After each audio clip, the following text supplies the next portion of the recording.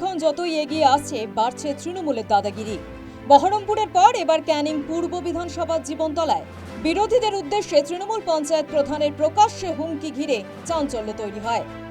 তৃণমূল প্রার্থী বাহারুল ইসলামের সমর্থনে নির্বাচনী পথসভায় পঞ্চায়েত প্রধান হাফিজুল ইসলাম গণনার পর বিরোধীদের উপর স্ট্রিম রোলার চালানো হবে বলে হুঁশিয়ারি দেন।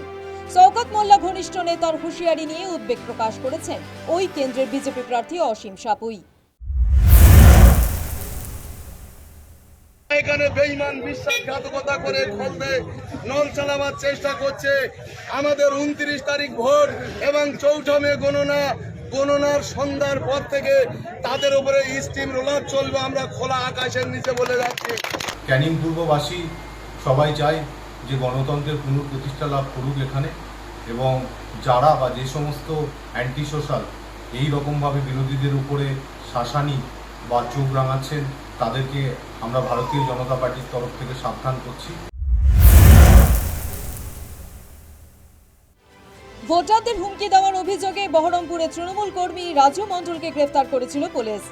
হুমকির একটি ভিডিও সোশ্যাল মিডিয়ায় হয়েছে ভাইরাল। পদ্মফুলেও ভোট দেওয়া যাবে না। যদি ভোট গন্ডগোল হয়েছে তাহলে ভোট দেওয়ার দরকার নাই।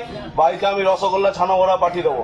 আর আমাদেরকে জিতিয়ে যদি কাজ করাতে হয় প্রত্যেকটা বিষয়ে তাদেরকে ভোট দিতে হবে।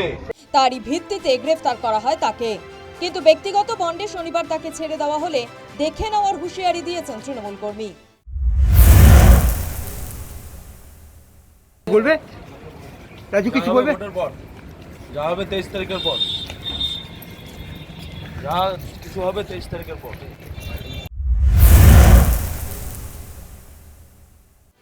পোলিং এজেন্টদের হুমকির অভিযোগ উঠল চুঁচুড়ার বিদায়ী তৃণমূল বিধায়ক অসিত মজুমদারের বিরুদ্ধে।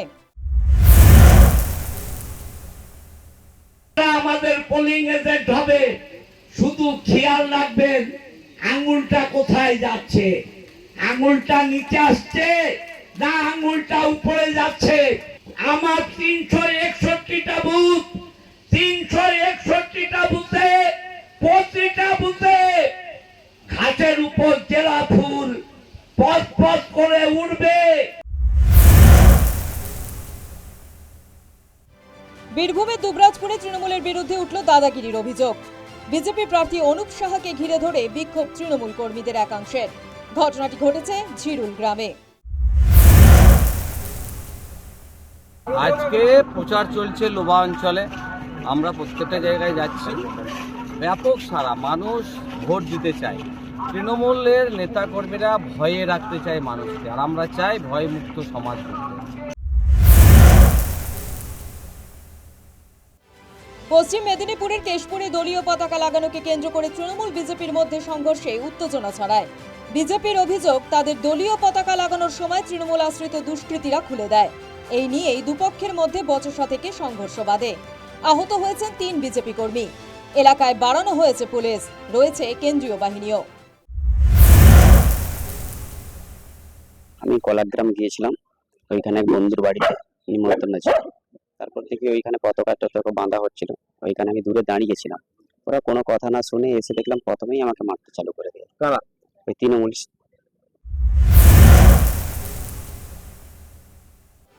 তৃণমূলের গোষ্ঠীদ্বন্দ্বে উত্তপ্ত হল বীরভূমের মুরারই। প্রার্থী নিয়ে অসন্তোষে মাঝপথে দলীয় কার্যালয় ছাড়লেন শতাব্দী রায়। রাজ্যে ভোটের দিনক্ষণ ঘোষণা হওয়ার পর একাধিক জায়গায় ভোটারদের হুঁশিয়ারি, প্রচারে বাধাদানের মতো অভিযোগ উঠেছে তৃণমূলের বিরুদ্ধে। এর প্রভাব ভোটে পড়তে পারে বলে মনে করছে ওয়াকিবহাল মহল। News time.